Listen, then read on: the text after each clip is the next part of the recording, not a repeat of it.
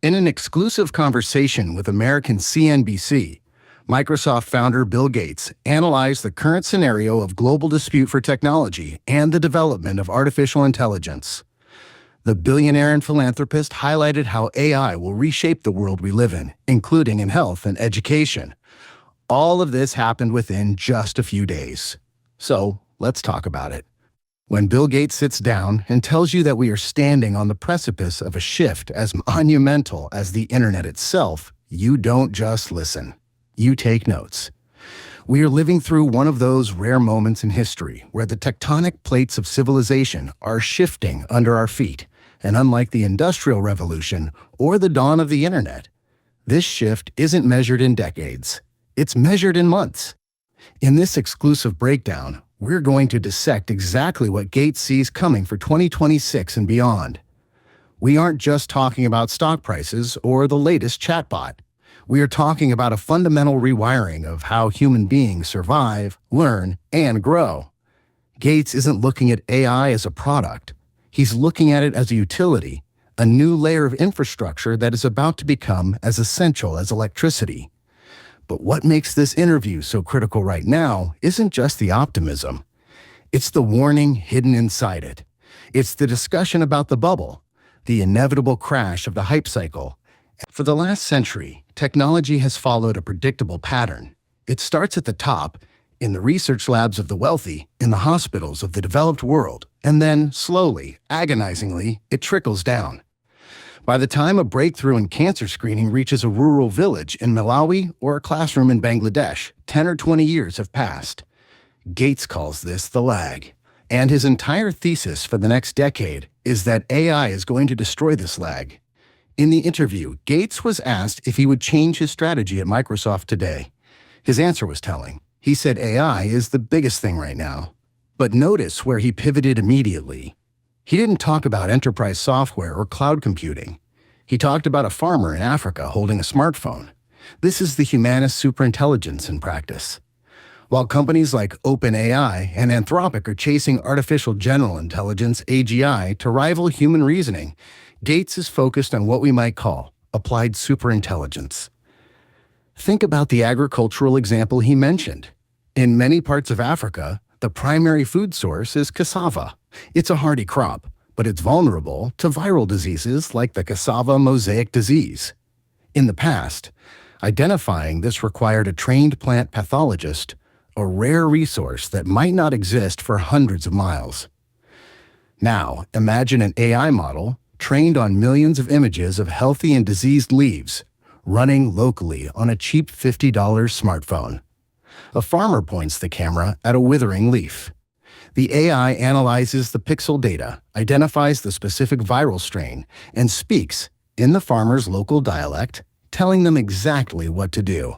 This isn't science fiction. It is happening now. Gates emphasized that we need to ensure there isn't a 10 or 20-year delay before the poorest see these benefits. This is a radical reimagining of how technology scales. We aren't waiting for the physical infrastructure of hospitals and universities to be built. We are delivering the expertise directly through the digital infrastructure that already exists. One of the most haunting statistics Gates brings up is the number of children who die every year from preventable causes: 5 million. I wake up every day knowing that 5 million children dying is far more than acceptable, he said. This is where the narrative of AI shifts from convenience to survival. The application of AI in healthcare is perhaps the most immediate proof of the technology's worth. Gates described a future where a virtual doctor is available to everyone. Let's dig deeper into what this actually looks like because it's more complex than a chatbot giving medical advice. We are seeing the rise of multimodal AI diagnostic tools. Consider the portable ultrasound.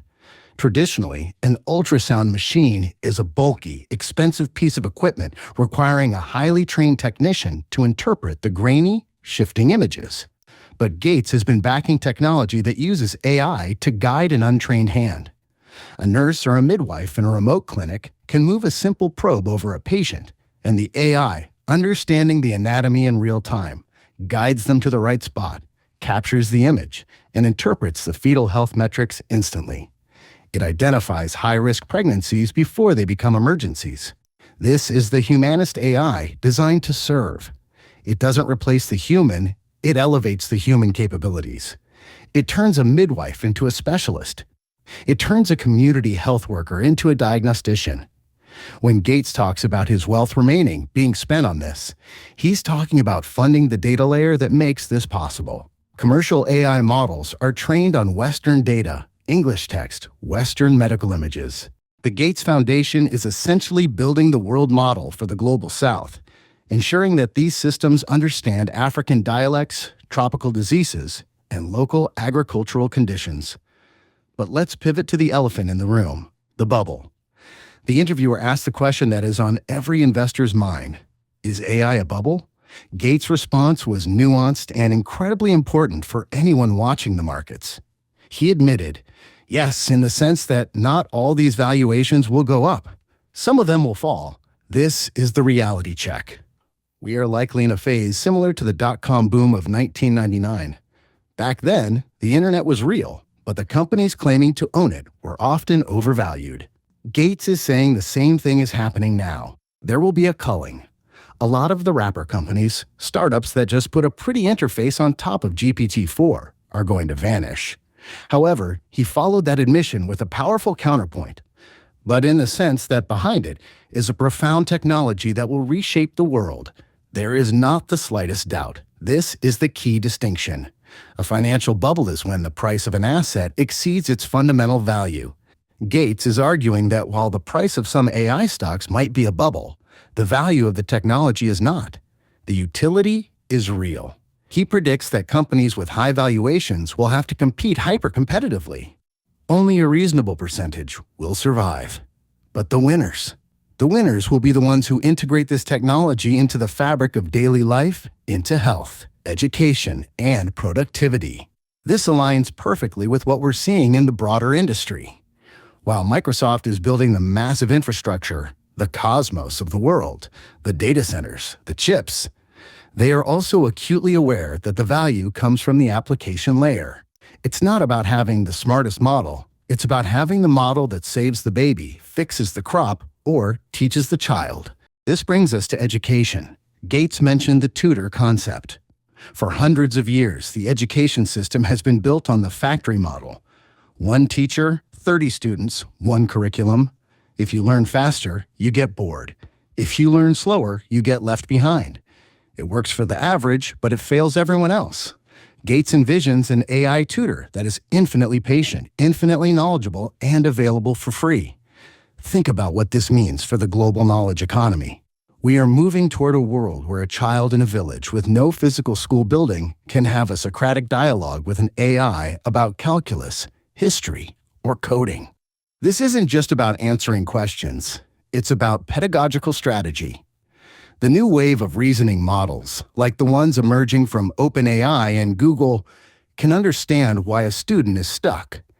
They can detect if a student is failing a math problem because they don't understand the equation, or because they simply misread the question.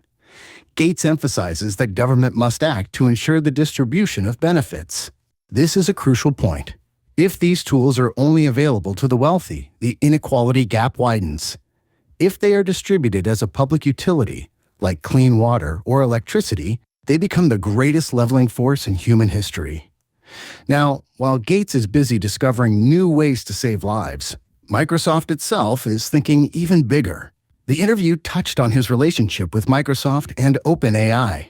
Gates mentioned that his full-time job is the foundation, but he stays very up-to-date on the latest advances thanks to his ties with OpenAI. This is a fascinating dynamic. You have Microsoft, the corporate giant, effectively outsourcing its brain development to OpenAI, while simultaneously building its own internal capabilities. Gates is the bridge between these two worlds, the ruthlessly competitive world of Silicon Valley and the humanitarian mission of the foundation. He spoke about the rivalry, noting that legally Microsoft can now develop AGI independently of OpenAI. This hints at the internal race we are seeing. But Gates' vision, the humanist vision, seems to be influencing Microsoft's direction. Mustafa Suleyman, the CEO of Microsoft AI, recently announced plans for a humanist superintelligence designed to serve humanity, not supersede it. This echoes Gates' sentiment in the interview. The AI is to serve. It is a tool to be wielded, not a creature to be feared. The goal is a bounded system, a carefully controlled intelligence with human values baked in. This is the opposite of the runaway AGI narrative that keeps people up at night. Toward the end of the conversation, things got personal. The interviewer asked what drives him. Why, after conquering the business world, is he obsessed with malaria and toilets? Gates' answer was simple. I was shocked that there was no more investment in creating tools, making them cheaper, and distributing them. He approaches philanthropy with the same engineer's mindset he used to build Windows. It's about optimization. It's about looking at a system, in this case, global health, identifying the bottlenecks, and writing the code to fix them. He plans to spend his remaining wealth, roughly $200 billion, over the next 2 decades to solve these problems. He calls it his second career, and in 2026, he predicts a massive year for polio eradication. Think about that. We are on the verge of wiping the disease off the face of the earth, largely thanks to data-driven vaccination campaigns. And now, with AI, we can track outbreaks, predict spread patterns, and allocate resources with superhuman precision. We have entered the stage where AI doesn't just assist the process, it is the process. Bill Gates is painting a picture of a future that is radically optimistic, provided we make the right choices now. He sees a world where the geographic lottery of your birth matters less than it ever has before. A world where the daughter of a subsistence farmer has the same medical advice and educational support as the son of a billionaire. But this future isn't guaranteed. It depends on how we handle this bubble. It depends on whether we treat AI as a toy for the rich or a tool for the many. As Gates said, generosity makes a difference. The technology is here. The intelligence is being calcified into silicon. The question now isn't what the AI can do. The question is, what will we do with it? Wild times for humanity, right? Let me know what you think down below. Do you believe AI will be the great equalizer, or will it just widen the gap? I read every comment. And if you want to stay ahead of the curve as this new world unfolds, make sure to hit that subscribe button. Thanks for watching, and I'll catch you in the next one.